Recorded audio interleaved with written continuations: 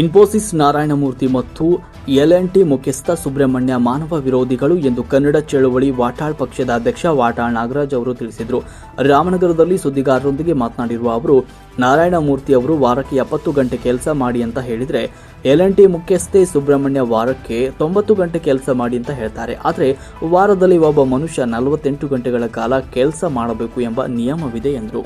ಸುಬ್ರಹ್ಮಣ್ಯ ಅವರು ಹೇಳ್ತಾರೆ, ನೀವು 90 ಗಂಟೆ ಕೆಲಸ ಮಾಡಬೇಕು. ನಾರಾಯಣಮೂರ್ತಿ ಹೇಳ್ತಾರೆ 70 ಗಂಟೆ ಕೆಲಸ ಮಾಡಬೇಕು. ಇವರು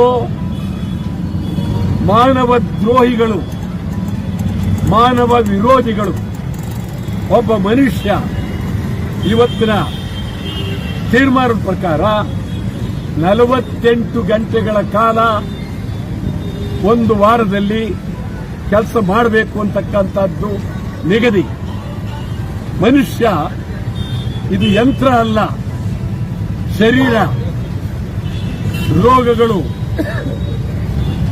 ಬಿಪಿ, ನೂರಾರು ಚಿಂತನೆಗಳು, ಅನೇಕ ತೊಂದರೆಗಳು ಇದೆಲ್ಲ ಇರುವಾಗ ನಾವು 70 ಗಂಟೆ ಮಾಡಿ 90 ಗಂಟೆ ಮಾಡಿ ಅಂತ ಹೇಳಿದಿಲ್ಲ.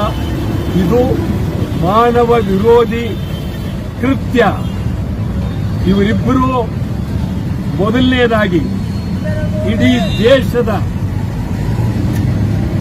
ಜನರ ಬಳಿ ಸಾರ್ವಜನಿಕವಾಗಿ ಕ್ಷಮಾಪಣೆ ಕೇಳಬೇಕು. ತಮ್ಮ ನೀತಿಯನ್ನು ಹಿಂದೆ ಪಡಿಬೇಕು. ಸುಬ್ರಹ್ಮಣ್ಯ ಹೇಳ್ತಾರೆ, ಹೆಂಡತಿಯರ ಮುಖ ನೋಡಿಕೊಂಡು ಮನೆಯಲ್ಲಿ ಕೂತ್ಕೊಳ್ಬೇಡಿ.